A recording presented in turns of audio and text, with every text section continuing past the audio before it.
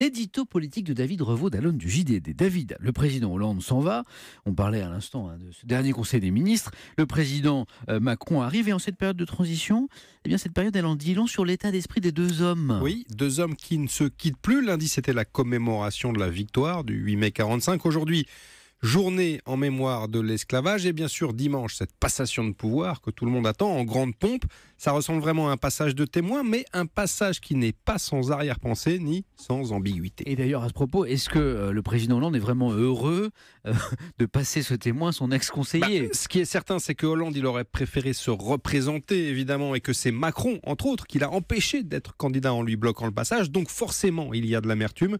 Mais en même temps, il le considérait comme son fils spirituel. Ce jeune Macron, il lui a mis le pied à l'étrier, à l'Élysée d'abord comme conseiller, à Bercy ensuite comme ministre de l'économie. Donc c'est de bonne guerre.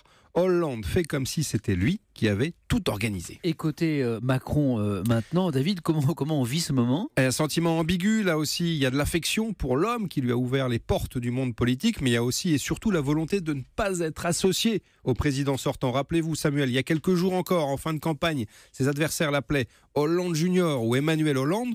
Donc pas question d'apparaître comme l'héritier, celui qui va perpétuer ce quinquennat finissant. Ça a donné lieu d'ailleurs à quelques scènes cocasses lundi lors des commémorations du 8 mai, avec un Hollande qui jouait les mentors, les tuteurs, en indiquant de la main au nouveau président le chemin à suivre ou les gestes à faire, et puis un Macron qui temporisait, qui s'attardait à serrer les mains pour laisser le président Hollande loin devant et mettre un maximum de distance entre eux. Et dans ses premiers gestes, fait-il du Hollande, le président Macron? Ce qui est certain, c'est qu'il a beaucoup appris du président sortant, Emmanuel Macron, en positif, l'art du compromis, de la synthèse, cette façon de chasser à gauche et en même temps à droite, de dire quelque chose et en même temps son contraire.